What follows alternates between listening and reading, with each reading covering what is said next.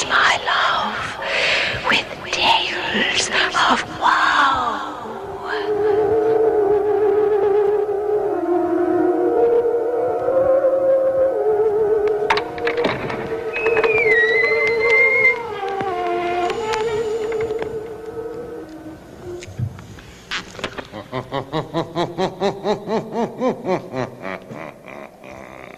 Good evening.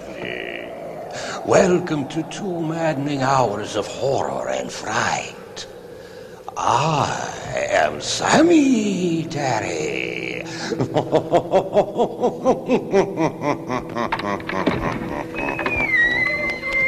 Hey, what's up, gang? Welcome to another episode of Monster Kid Radio. I am Derek M. Cook, your host and producer, and this is episode 11 of the show that celebrates the classic and sometimes not so classic genre cinema of yesteryear. We've been fortunate. We've been on a roll here on Monster Kid Radio from the very beginning. Almost every movie that we've covered, if not every movie that we've covered, is, well, a bona fide classic. I'm sure at some point we'll get to some of the movies that are a little bit more, rough, but not this week. This week, we are continuing our look at some Ray Harryhausen films. We're going to talk about Earth versus the Flying Saucers, and our guest this week is Scott Morris. Now, you might know Scott from the Late Mail Order Zombie podcast, where he was known as Need a Nickname Scott. He was our news guy for several years on my old zombie movie podcast. He's also appeared on the B-Movie Cast. He's also my well, we'll go through his credentials when we introduce him here on the show. Now, normally, we've been playing some sort of horror surf type music. This time we opened the show a little bit differently. We played some music from a classic horror host. Sammy Terry, who is the horror host that Scott grew up watching, just passed away. Now, this is the original Sammy Terry. His son would don the makeup and continue performing as Sammy Terry, but the original Sammy Terry just passed away yesterday, and we wanted to honor him here on Monster Kid Radio, because, come on, let's face it, without the horror host, a lot of us wouldn't even know what some of these movies are. A lot of us wouldn't even care. I would even go as far as saying that some podcasters are kind of doing the horror host thing themselves. And I know some horror hosts who podcast. So, we're all kind of in the same boat here. We're all big fans, and we're all finding ways to share the love that we have for these movies with our audience. And Sammy Terry was one of the best. So, rest in peace. We'll get on with part 1 of our look at Earth versus the Flying Saucer with Scott Morris right after this. The question is, where do horror hosts go when they have no other place to go? And the answer is the horror host graveyard.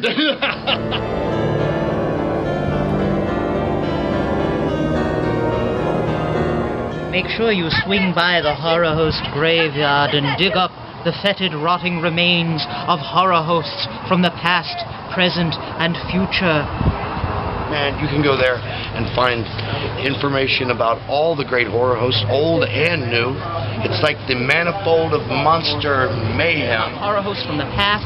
You can find out about Zachary, Vampira, Goulardi. All kinds of great stuff. You've got people's music, you got movie clips, you got horror hosting clips. And you can find out about current horror hosts like Penny Dreadful, that's me, The Bone Jangler, Dr. Gangrene, and Professor Anton Griffin, Carlos Borloff. They're all there waiting for you in the graveyard. Isn't that fun? Oh, we know how to party there. Oh, I'm telling you, rock and roll, go blue, green, purple. I mean, we get it on. What you should do is go to horrorhostgraveyard.com. I like to visit the horrorhostgraveyard.com.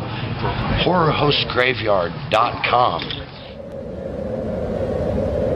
So after feeling threatened by a spaceman in The Day the Earth Stood Still, Hugh Marlowe went to school, became a doctor himself, found a pretty doctor to marry, and started investigating flying saucers a few years later in Earth versus the Flying Saucers, which is a movie that my friend Scott picked to talk about on this episode of Monster Kid Radio. How you doing, Scott? I'm doing good, and not only did he pick out a girl, he pretty much picked up his secretary. It's true. That's true. And I forgot that these two characters were married in the film. This has been a while since I've seen this one, and I had forgotten they were actually man and wife. I just remember them being, a love interest kind of thing. So that was interesting for me. It was a nice kind of reminder, and that's something I don't remember seeing in these 50s sci-fi movies. So that was kind of cool.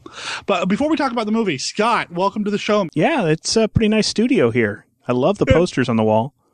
So I think most people listening to Monster Kid Radio know who you are, but on the off chance they don't, Could somebody tell me who I am? I don't know who I am. All right, I'll give it a shot. Scott's one of my nearest and dearest friends. Scott's a fellow podcaster. He puts together the Disney Indiana podcast every other week with his wonderful wife, Tracy. He's also the co-host of 1951 Down Place with me. Doesn't sound like me at all. Have I hit the highlights here? Yeah. Is this what's on page 1 of the resume, and you start getting into the nitty-gritty after that? That's true. Yeah, we haven't gone into my overseas conquests and that kind of stuff. Oh, please do tell. I've only been out of the country once, so and it wasn't even overseas. If you can count Canada outside the country. Well, Scott became a friend of mine through Mail Order Zombie. He reached out to me back in the day, and then he launched his own show. So he's been doing this podcasting thing for a while, but you've been a fan of these kinds of movies that we talk about on Monster Kid Radio for a while now, right? We talked about this a little on an episode of 1951 Down Place. I kind of grew up more of a sci-fi kid than a monster kid. I was always more of a fan of the sci-fi movies, but all the way back in 40s, 50s, and 60s, 70s films, I still watch it to this day. Right. I've heard the label Star Kid thrown out there versus Monster Kid recently on a blog that I was reading, and that kind of describes what your upbringing was with these kinds of movies. Yeah, I would definitely, even though that kind of sounds like Star Child, and now we're getting into Kiss all of a sudden. And so now I'm imagining Scott wearing the makeup. And the boots. Gotta have the boots. But as far as these movies, you watched them growing up. You like the classic stuff as well from the beginning, or are they kind of an acquired taste for you? Oh, I used to watch these, growing up in Indiana, watching WTTV Channel 4 would always, on the weekends, I was pretty much guaranteed to see, in the morning was always the original Star Trek, catching those, and then they would always have films in the afternoon on Saturdays and Sundays, and it was films like Earth versus the Flying Saucers. There was a lot of sci-fi films, and there was also the Godzilla films as well. They would always play a lot of those films. So there's the monster head, but that could also be considered sci-fi because of the origin of some of the monsters. So yeah, that's true. I love it every time you go to Disney World. I get to live vicariously through your podcast, and I love that every time you go to Disney World, you go to the Sci-Fi Diner, and you talk about that on the show. That is probably one of our most favorite places to go. We've gone there every single time we've ever gone to Disney World together, my wife and I. And basically, from the outside, it looks like a large sound stage. You go in, they have the waiters and waitresses on roller skates, and they guide you back around this wall. And when you come around the corner and you look, it looks like you're outside at a drive-in theater in the 50s. All of the tables are set up to look like 50s cars.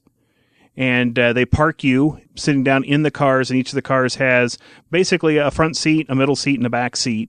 And so up to 6 people can sit in a car. They're all pointed at a giant movie screen, and they play a loop that's about 45 to 47 minutes of trailers. I mean, Earth versus the Flying Saucers shows up, not the trailer itself, but some scenes from it, but trailers of monster films and sci-fi films, along with commercials from the time, a couple of cartoons, and some newsreel footage of sci-fi things, and some Disney sci-fi related things as well from that time frame. And it's a blast. It's not just Disney centric. I mean, it's from that era. I mean, it's family friendly because it is in a Disney park. But, we've been to Disney World twice, Brenda and I, and I love going to that place. I mean, the menu's a little difficult for Brenda and I because we're vegetarians and gluten free and all that stuff. But you know what? It doesn't matter. I go for the ambiance. Yeah, your food is your typical drive-in type food, burgers and sandwiches and that kind of stuff. But it's just the whole environment. I mean, the waiters and wait staff, they treat you like you are at a drive-in theater. They'll park you when they give you your ticket. It's your speeding ticket or your parking ticket, they call it. And one of the things they used to do, which I love, and unfortunately they don't do anymore, is when they would play the Amazing Colossal Man trailer. Was one of the ones in there. And one point in the trailer, the scientists in there carry out a giant syringe, and they're going to inject him in the leg with it. When the part comes up, usually somebody in the waitstaff would yell, "Watch out!" And the giant would pick up the syringe and then throw it back down, and it literally was like a lawn dart, and it would go right through one of the scientists. And another waitstaff would scream in terror like they were the scientists. And it was always a blast when that would come up. Unfortunately, they don't do that anymore. But that was always one of my favorite moments of eating at the Sci-Fi Cafe when that trailer started. Why don't they do that anymore, you think? Unfortunately, I don't know. I think the waitstaff, they're running it as a restaurant. They're trying to get as many people in there as fast as they can, so they don't want people sitting around there for the 45, 50 minutes to see the entire loop, which every time Tracy and I go, we sit there until the entire loop plays. And I have an audio file of the entire loop that I listen to just to hear the trailers and the music and everything. So, and you've played that on Disney Indiana before, haven't you? Or yes, at least I have. Of it? Between this recording and the time this recording goes out, I'll ask Scott which episode that appeared in, and we'll put a link in the show notes for people to check out. Okay. You go track that down. Is that good with you? Yep. It'll take me a while to find it, but I can do that. Because you've been doing Disney Indiana for how long? This July of 2013 will be 5 years. A seasoned podcaster, a seasoned fan of these types of movies. And when I reached out to Scott to pick one, he picked Earth versus the Flying Saucers. Is this a personal favorite, or you wanted to revisit it? Or yeah, I've always loved this film. I've always been a big fan of Harryhausen's work. And this was one of the first films of his that I saw, even though he's not too fond of it if you read his autobiography. Really? But, yeah, and I've not read it. I've just read that this is one of his least favorite films. But I was always a big fan of Harryhausen and all his films, and you don't know what a kick it was personally for me the very first time I saw the Disney film Monsters, Inc., because in that film, the monsters go out at one point and they're out to eat at a restaurant called Harryhausen's.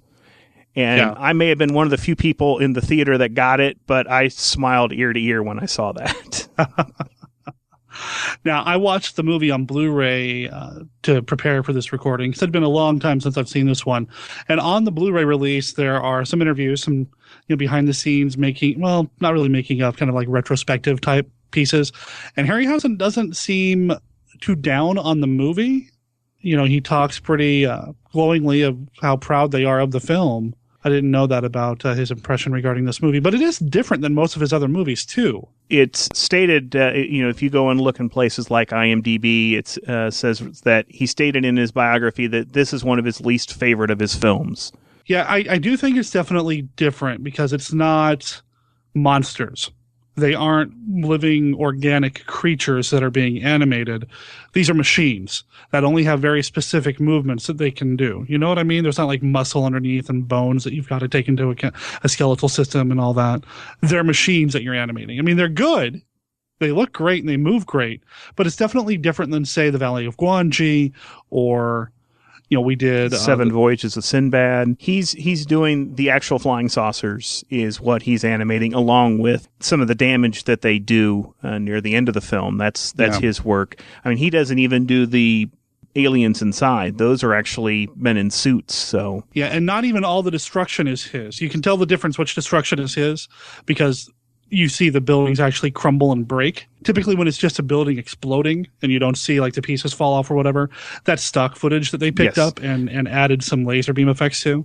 And he talks about that in the Blu-ray as well. And there's a lot of stock footage of a boat destroyer being destroyed, a B-17 bomber being destroyed. That's all stock footage. A lot of crowd scenes are stock footage, and he talks in this Blu-ray, in this, looking back on the movie kind of piece, that one of the editor's jobs was to go through all the stock footage and make sure that everybody's costuming matched, that everything was era appropriate.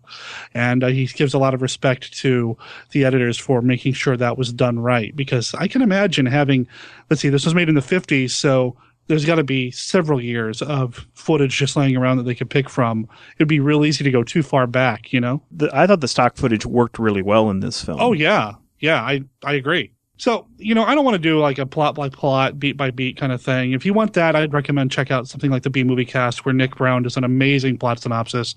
As far as this movie goes, I think it's pretty basic. The title tells you everything what's going to happen in the movie. Earth versus the Flying Saucers, although really, for most of it, it's the Flying Saucers versus Earth. Yes. Earth takes a licking for most of the movie. And when Richard and I talked about this covering The Day the Earth Stood Still, and we talked about this being an excellent double feature.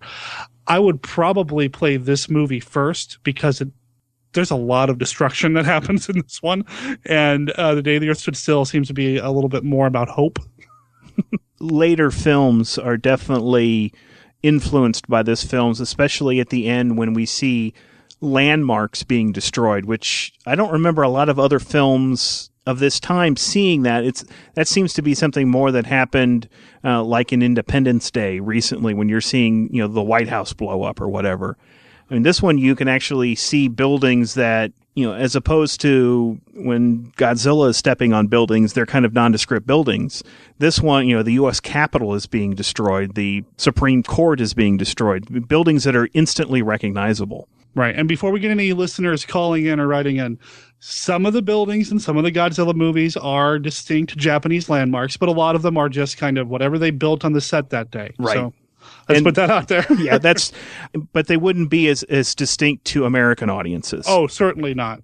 Definitely, especially for the time. All right, and we mentioned briefly the relationship between Dr. Russell Marvin, played by Hugh Marlowe, and Carol Martin, played by Joan Taylor. I had forgotten they were married. Is this something that you had remembered? Was that like a, oh yeah, kind of moment for you, or you just kind of knew going into it? No, I had remembered because they had just gotten married at the beginning of the film. I think there's a comment, something along the lines, had been married for 2 hours. I mean, it was literally they just got married, and apparently it was maybe an elopement kind of thing. Yeah, because the one thing that I had forgotten, it's been a couple of years since I watched the film, was who Carol's father was, who was Brigadier General John Hanley, who was basically Russell Marvin's boss.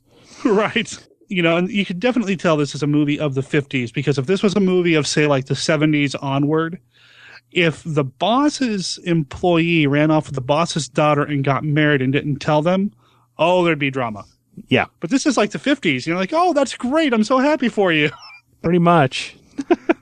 And so great that you came back to work because, there's work to be done. You can have a honeymoon later, right? It was like they were out in the desert, because wherever their Skyhook, right, was the base was out in the desert. So, it was like they hopped in the car one morning. It's like, let's get married, run over to Vegas, got married, and then we're coming back to work that afternoon.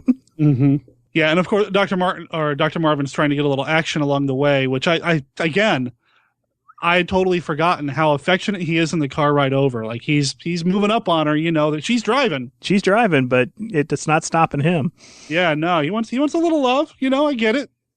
And I love her line, "You're going to start something that you cannot finish." I know. I mean, and that, again, I'm super impressed. Mid-50s, and you're getting these, I don't know, allusions to things that might be happening when the camera's pointed at the couple. Yep. I liked that a lot. It had been years since I've seen this movie, so I'm glad you picked it, because things like this, I'm just remembering, oh yeah, and then that happened. Oh, that's great too, so it's a fun kind of return to a very familiar friend kind of thing when I got to see the movie again. So they are going back to Skyhook, and he's launching rockets up into the air, and they keep losing track of them, and his new father-in-law knows why. They were launching the 11th rocket that day, and they had lost contact with the other 10, but it didn't seem to be a big deal, really. It's like, okay, we'll figure out why we can't talk to him later. Let's just keep launching. Let's try again. Well, the boss, the Brigadier General, had just come back from, I can't remember where it was, but Panama. Somewhere. Panama? Yes. Okay. They found pieces of it on the ground, and apparently multiple rockets have been, I guess, shot back down to Earth, and they're finding pieces of it all over the place. Some of them are totally missing, probably at the bottom of the ocean. Or in the USSRs, was my thought. Yeah. This is still Cold War time, so it's definitely the 50s. Some of it might have fallen there that we don't know about. Right. And because we know the title of the movie, we know exactly what's happened to all these rockets. But the flying saucers are shooting them down. Yes, but they're pretty much oblivious to it. But you forgot, though, that as they're driving back from getting married, they get buzzed by one of the flying saucers. Yeah. See, and I think it was easy for me to forget that, because they are so cold and scientific about the whole thing. There's no freak out, which you would normally see, I suppose, in a movie now. They seem totally like, well, this is interesting. Let's not tell anybody, and we'll talk about it later and see if it really happened. which turned out to be a huge mistake in the film. Oh, yeah. Because as they're driving, Dr. Marvin is trying to record basically a presentation that he's going to give, or some findings that his wife is eventually going to translate later. So he's got a recording tape recorder going, and gets left on as the aliens are buzzing the car out in the desert. Right. And I saw that as soon as she turned off the tape recorder afterwards. I was like, well, that's going to come up. And when she's doing the transcription, yep, there's the sound, probably even louder on the tape than it was earlier, so that we could all hear it really well. So yeah, they've got their proof that they were buzzed by a flying saucer. That, again, I would think that if they saw a flying saucer and they're missing their rockets, I would put that together a little quicker than I think they did. Yeah, and I would think that when they got back to the base, they would tell some people that, hey, there's flying saucers around here, and we've got proof. It's not like heat stroke or something. Right, yeah.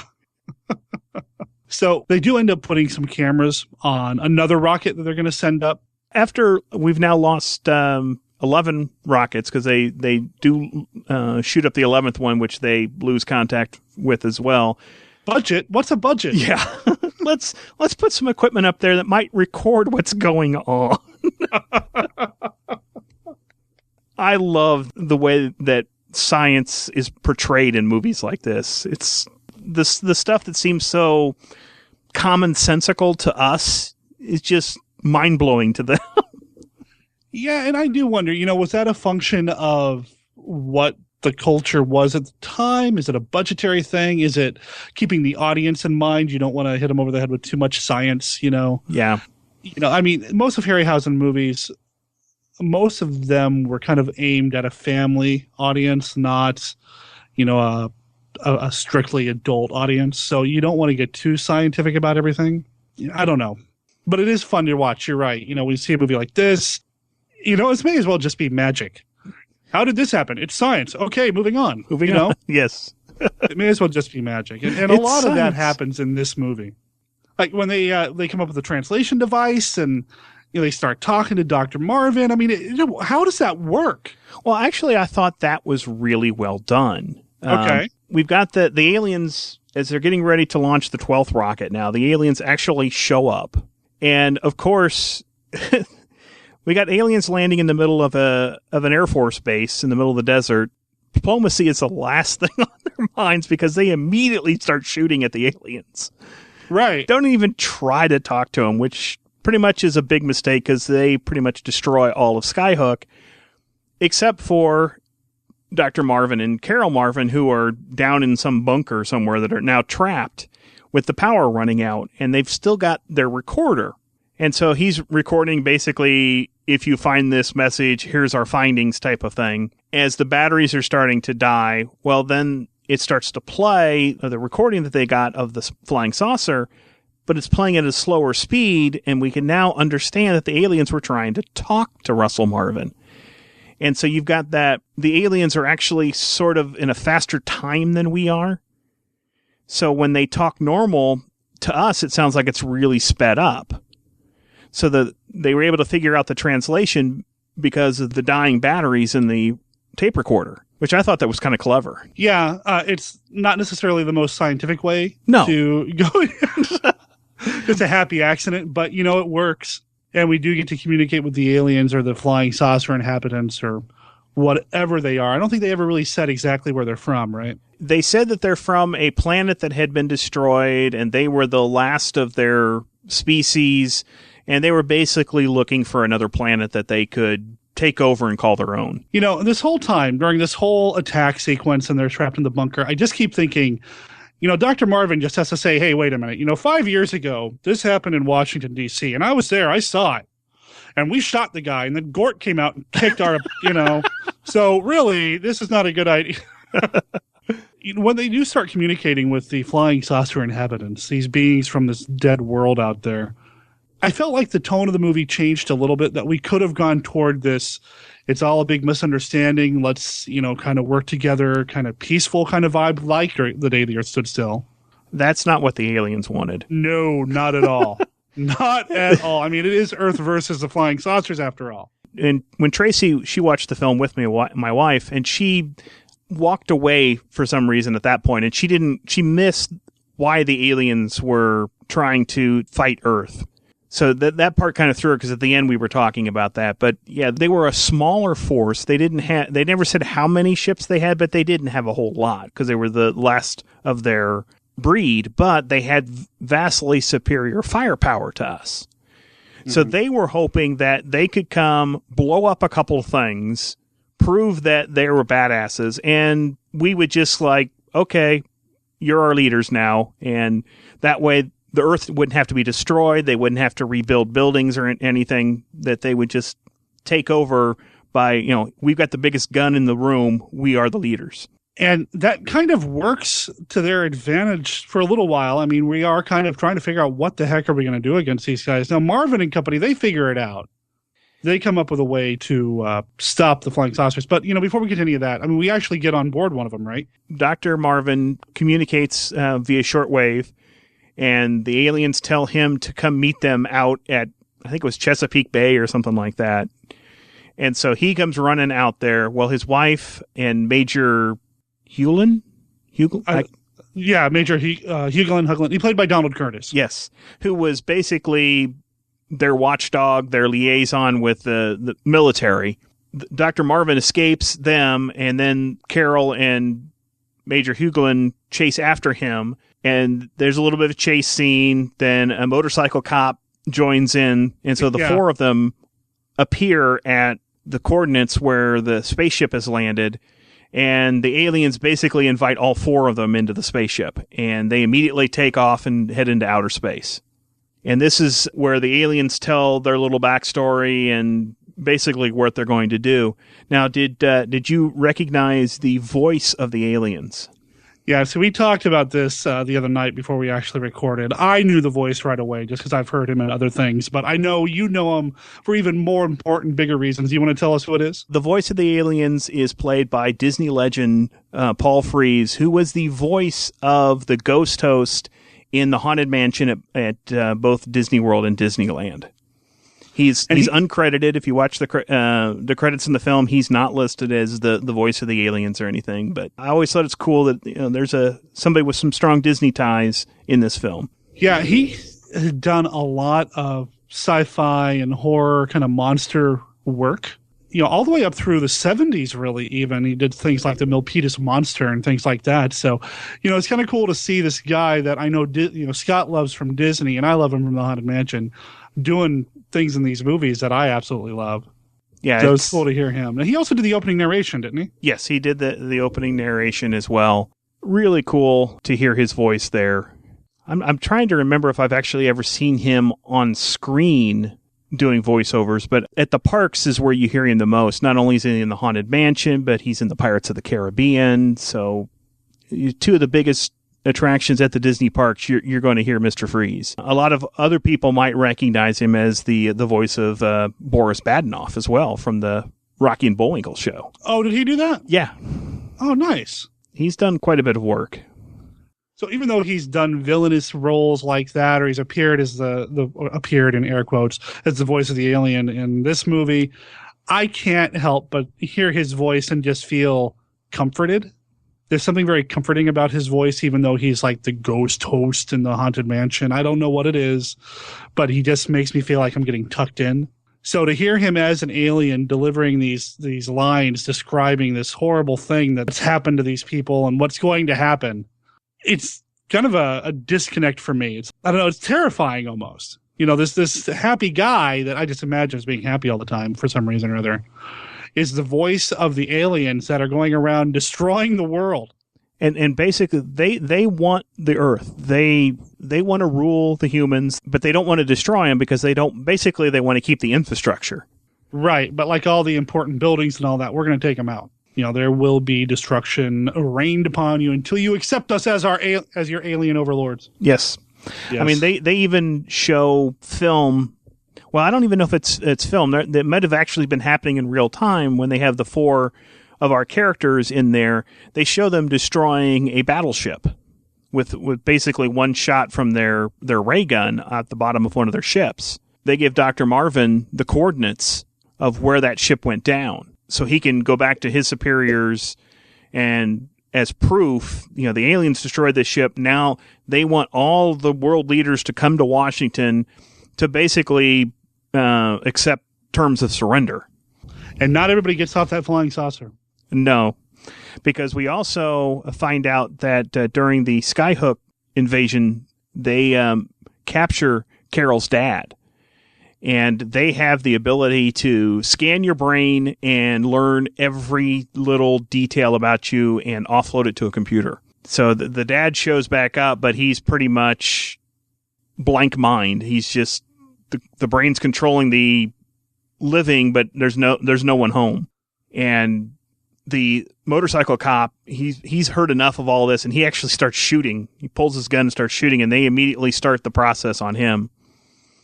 And it was kind of a neat visual effect of how they do that, because they have this giant, what looks like a crystal rose that comes down out of the ceiling, which is their way they can communicate with the humans. But it can also shoot out this ray that will envelop the head of somebody, and then as the person's there, it kind of slowly dissolved the outside skin. You could actually see the brain, and I thought that was, for a 50s film, that was really well done. Yeah, no, I thought it was pretty cool too. And I felt like some of the visual effects, they run hot and cold for me. Things like that, really liked.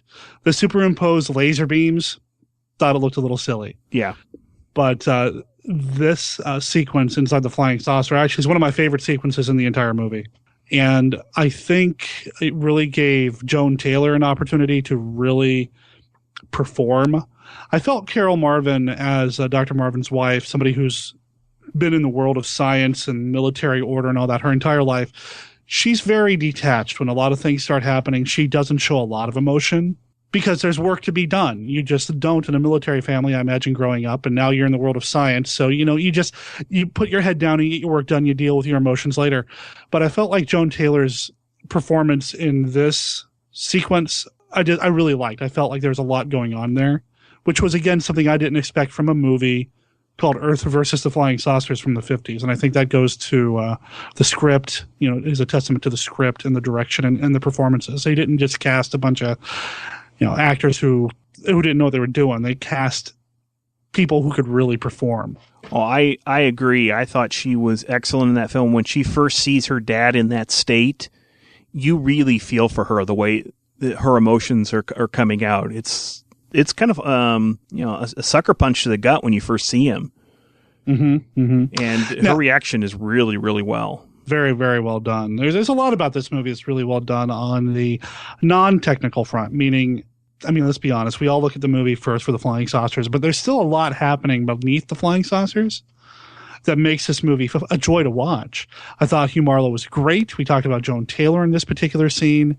The writing I found to be really interesting. I just want to talk about the writing real quick. Kurt Siodmak came up with the story based on a book called Flying Saucers from Outer Space. The screenplay was written by George Worthing Yates and Bernard Gordon. Now, Bernard Gordon's name was not actually on the original credits of the film, and I don't know what version of the movie you watched, which release. The Blu-ray that I watched, his name has been restored to the opening credits. Originally, he was credited as Raymond T. Marcus, and that was because Bernard Gordon was blacklisted. Yeah, that's the version I saw. I don't have the Blu-ray. He was listed as Raymond T. Marcus. Yeah, the Blu-ray has restored his name, which apparently was a big deal. The Writers Guild, had to be involved in that process as well. And there's a lot of movies, according to another special feature on this disc, that Gordon was involved with. They've been going through slowly over the years and restoring his proper credit, which, it's the 50s, Mm-hmm. The blacklist was not a good thing, ladies and gentlemen. I think that's pretty much all we really need to say about that. So, well, I'm glad that they're taking the time to actually restore his name, so we know who did this fine work. Agreed. And you know what? I am going to say something else, actually, because something else that was brought up in this Blu-ray special feature is that it's real easy for us as film fans, especially film fans of this era, to look and see who was blacklisted and talk about how wronged they were and, try to right the wrongs now. But one thing that was brought up, and just if I can get serious for a second, we see that because they were the most visible.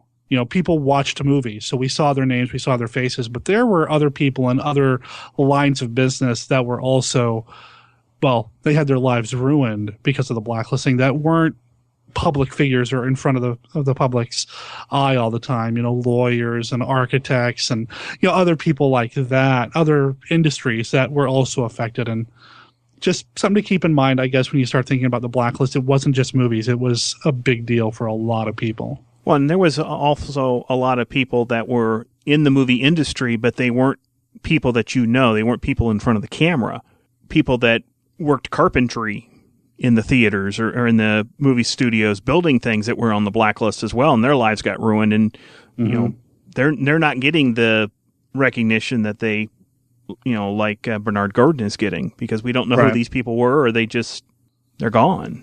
Right. Well, on that happy note, can we talk about blowing stuff up? Sure. What do you want to blow up? Well, it's not what I want to blow up, but apparently the flying saucers want to take out Washington, D.C. Because once we get to D.C., man, we got to start blowing stuff up. I guess that's what you do if you're an out-of-town alien visiting. Well, before we get to that, we got to say that this is the one part of the film that has always been a struggle for me to understand why. But the aliens basically give the humans 56 days to comply. I don't understand why they gave them so much time. That is quite a bit of time to, yeah. Which gave, our super scientist time to spring into action and develop a defense against them. I mean, they were 56 days. Yeah.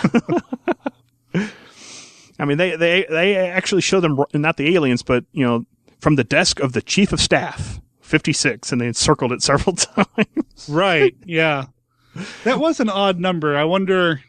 Which I also thought was hilarious. If there was somebody who is the chief of staff at that level, they actually have a pad of paper that says, from the office of the chief of staff. Now I want to get some paperwork, some stationery that just says, from the office of the chief of staff of Monster Kid Radio. But, that gives them plenty of time. And Dr. Marvin is like, I gleaned some knowledge about being in the ship, and I think I've got a way that we can do a defense against them. And basically coming up with a sonic type gun that will disrupt the flying saucers.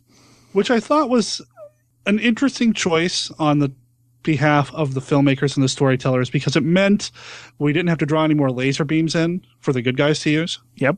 Which, because I didn't like the laser beams for the bad guys to use, I'm glad. Plus, it's a black and white movie, so your color options are limited in terms of what color you're going to make the good guy laser beams versus the bad. It's not like Star Wars, where all the bad guy lightsabers are red, Mm-hmm. So you're a little limited. But speaking of color, and I don't know if maybe I'm skipping too far ahead, I watched this movie in color this time. The Blu-ray has the option to watch either. Legend Films did the restoration, and Harryhausen was involved and loves it. Apparently, he's a supporter of Legend Films. They've done some colorization. Scott, you're a fan of Mystery Science Theater and all things riff tracks. Mm-hmm. The Plan 9 from Outer Space version that they do live is colorized by Legend Films. They've also colorized Night of the Living Dead. Yeah, is that Legend Films as well? Yes, it is, because there's a DVD that you can get from Legend that has the black and white, the color, and the color version with commentary by Michael J. Nelson. Yeah. I'm going to say something that the Derek of 15, 20 years ago would be aghast at hearing me say. I thought it was well done. I've not been a fan of colorizing movies just for the sake of colorizing movies. I understand you want to colorize them to give them maybe some new life and get some kids to watch them, but I think, especially in the case of movies like, say, Citizen Kane, which Harryhausen brings up, you can't colorize that movie and get away with it. And so much of the movie is built on the way the black and white cinematography works. I used to give my mother a hard time because she loves the Christmas movie A Miracle on 34th Street, but she wants it in color, and that just doesn't seem right to me. I don't have a problem with colorizing movies on one condition. If they're going to release it, they release it with the black and white version as well, and give me the choice if I want to watch it in the original black and white. Right. And I think I've told this story on Mail Order Zombie over the years. There is a local video store when I was growing up, was able to start renting videos on my own that had a colorized version of Night of the Living Dead, but it was from some small studio that was just trying to make a buck. And they did not take into consideration that the blood in Night of the Living Dead was chocolate syrup. So all the blood was brown, and it looked ridiculous in this colorized version because somebody didn't pay attention and remember, oh yeah, wait a minute. It's like they just set it up on their computer, went to bed, came back the next day. Oh, it's done rendering. Let's move on, So with somebody like Legend Films, who's really paying attention to what they're doing and working with people like Harryhausen, the original filmmaker in this case, really liked what they did here. And the Blu-ray allows you to watch it either way. If you hit the angle button on your remote control, you can switch between versions as the movie's going. So yeah, I don't have the Blu-ray. That might be interesting. I would really recommend it. I thought it looked good. It isn't as restored as it probably could be for a Blu-ray. It still looks like a movie that's just been upconverted. But the colorization was nice. I kind of liked it. So what color was the alien laser beams? Oh, it was just like this bright white kind of. It wasn't anything special. But all the other colors, everybody seemed to be the right color. All the costumes seemed to be right. And they apparently have some technology where they're able to do some sort of... They said it wasn't polygons and it wasn't edge tracking. It was something else. And then they started talking science and, well... Science! Yeah. And we did it because it was science. Okay. I've seen their work because I've seen the colorized Plan 9 before. And that looks pretty good too. As good as Plan 9 can look. Well, you get to see a color Bela Lugosi for a few minutes in that. So that's always good. Yes. And a color Bela Lugosi's chiropractor. Well, yeah. Well, that was Ed Wood's, wasn't it? Ed Wood's chiropractor. I thought it was actually Bella's, but I don't. Or it's somebody. Well, somebody. Color Vampira. There you go. That's the draw. Okay. But yeah, no, it was really interesting to see it in color and to be able to go back and forth for this, and it makes me really want to go and check out their other work that they've done with Harryhausen, because they've done like 3 or 4 of his movies. I've like I said, I watched just the standard black and white version. Yeah, I want to see his Ymir in color. And they showed a couple clips in one of the behind the scenes or the making of or whatever special features. It looks cool. I may have to track down the Blu-ray then. Yeah, I got mine through Netflix, so it's out there. All right, so yeah, we're blowing stuff up, and the movie just kind of becomes a race to see who blows each other up first, I guess, right? There's not a lot of plot once the explosions start happening. Yeah, the aliens finally decide that we're not going to have this big conference where the USA is just going to, or the world's just going to bow down before them. It's a trap. So they start their attack on Washington, D.C. at the same time that Dr. Marvin and his team has come back with trucks and trucks and trucks of sonic guns. I don't know how many, because we see several of them being destroyed. But it must be. I keep thinking, well, now they only have 2 left, but then we go to the next shot and there's 3 more coming.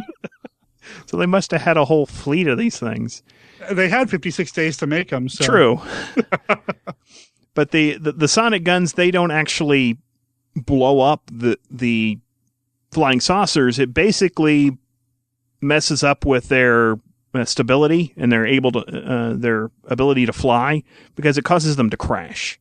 So we get some crashing Harryhausen work of these flying saucers, and one of the first crashes is actually one of my favorite crashes, and it's the one that crashes into the Potomac River, because they go back right after it crashes, and you see a couple of the characters run over there, and I don't know if you heard this, but the water is boiling. Yeah, and you can kind of see it too. Yes. Like along the edge of where the flying saucer's in the water. It's not just still water. It's kind of churning a little bit. Yeah, which I thought was, that was nice touch. That was a nice touch. Yeah. Because you could hear it boiling too. Mm-hmm. Mm-hmm. No, I really liked that. And, when we do see things getting blown up, it's typically, the laser beams from the flying saucers, or if the flying saucer crash lands. Unfortunately, too many of the flying saucers would crash land off screen for what we're seeing. I wanted to see it actually hit the ground. Yeah, there's the one that goes down an alley in the streets, and you just, it goes by, and now you can't see anything, and then you hear the crash, and then a bunch of smoke and parts come flying out. And my thought on that is that it was probably because they didn't want to break one of the models. Yeah. Which is fine, But you see the Washington Monument get taken out.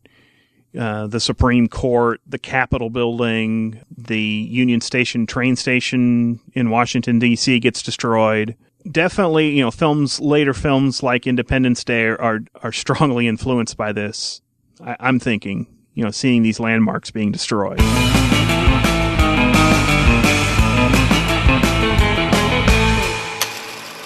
So last Saturday night, to celebrate the 1-year anniversary of Jeff owning the Joy Cinema, he brought in Plan 9 from outer space. It was a colorized version from Passmore Labs in 3D. The real 3D glasses were passed out. Tickets were $1. Popcorn, root beer, friends, Bela Lugosi on the big screen in color. It was a lot of fun. Now, when we had Scott on the show as part of the Classic 5 segment last week, he mentioned that Plan 9 from Outer Space is his favorite Ed Wood movie. And you know what? I think I agree with him. I love Plan 9 from Outer Space. I like Bride of the Monster too, but I love Plan 9 quite a bit. It may be the most iconic of all the Ed Wood films because it's got the most Ed Wood-isms in it. Stock footage, Bela Lugosi, the rough performances, one-take scenes. It's even got Vampira in it, for crying out loud, which, wasn't normally in it. But it doesn't matter. It's a fun movie. And I'm sure you guys are familiar with Plan 9 from Outer Space, so I don't need to talk too much about the story. What I do want to talk about is the 3D conversion. Now, we live in a day and age when modern movies, even if they're not shot in 3D, a lot of times they're released in 3D. They're 3Dized in post, and a lot of times it really doesn't work. It pretty much shows that it wasn't really intended to be done that way, and obviously Plan 9 from Outer Space wasn't intended to be a 3D film. However, the 3D conversion of this particular print I actually really liked. Now, first of all, I was a little concerned because I wasn't able to get a seat dead center in the theater. A lot of times with 3D movies, you want to be dead center in the theater for it to work. I didn't have to. I was actually kind of sitting in the back to the right a little bit. It still worked just fine. It also worked just fine despite the fact that I wear glasses. When it's real 3D glasses slipped on top of my regular glasses and I could still get the effect. The effect was subtle. Obviously, this movie wasn't originally designed to do a lot of the things coming at the camera, coming at your face kind of effects, and that's fine. I mean, I think if we'd seen that in this film, this 3D conversion would have stood out a little bit as being clunky and unnatural, but it was subtle. In fact, it was so subtle that a lot of times, if I slipped my glasses off, which I did because I wanted to go back to the concession stand because I forgot to pick up something about 20 minutes into the movie, and I came back to get my seat, I was walking around without my glasses on, I could still read the picture just fine. I could see it just fine. It wasn't blurry, and I think that's because the 3D effects weren't so deep and so extreme that it stood out. It just made for a fun, enjoyable movie. On top of that, Jeff went out of his way to ask the audience to not turn this into amateur hour for a lot of people who love Mystery Science Theater 3000. Now, I know there are two schools of thought when it comes to Mystery Science Theater 3000. One is that the riffing celebrates the movie. The other is that the riffing detracts or maybe even insults the movie a little bit. And I go back and forth, I'll be completely honest with you. I've watched some riff tracks, I've watched some Cinematic Titanic, I used to watch Mystery Science Theater 3000 back in the day. And those guys, they knew what they were doing. They spent weeks writing this stuff. A lot of times when you go to see a movie, especially a movie from the 40s or 50s, you'll get somebody in the audience who thinks they're as funny as Mike, who thinks they're as funny as Joel, or any of the others. And a lot of times they're not. And it really kind of takes away from the experience. It is a little disrespectful, not necessarily of the movie, but of the audience that had paid to see the movie. And while I only did pay $1, still, I paid to see the movie. And I'm really glad that Jeff went out of his way to say, hey, you know what, guys? Let's just enjoy the movie for what it is. Let's not turn this into, open mic night here in the theater. Apparently, the previous Friday night, there were some issues and some complaints about the amount of people making noise and joking and that sort of thing. The thing about Plan 9 from Outer Space, yes, there's a lot of incompetence here. You can definitely see the strings hanging in the flying saucers. The acting, not so good, especially once you're up in the flying saucer, but there are some things that kind of make it feel like a regular science fiction movie from the 50s. I think Plan 9 and Bride of the Monster are probably Ed Wood's most competently made films, if you're grading on a bell curve.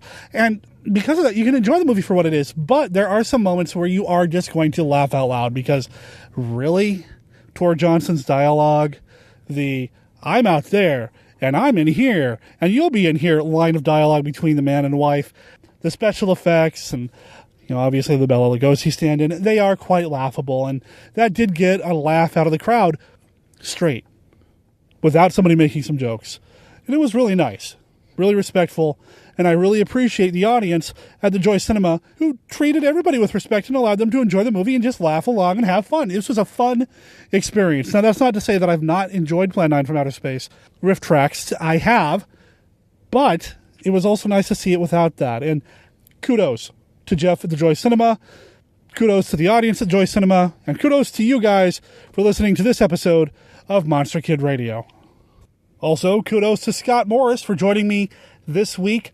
We'll be back with part 2 of our conversation here in a couple of days, and between now and then, I'll be coming back to the Joy Cinema for Weird Wednesday for a showing of Egaw. Looking forward to that. Monster Kid Radio is a registered service mark of Monster Kid Radio, LLC. All original content of Monster Kid Radio by Monster Kid Radio, LLC is licensed under a Creative Commons Attribution, Non-Commercial, No Derivations 3.0 Unported license.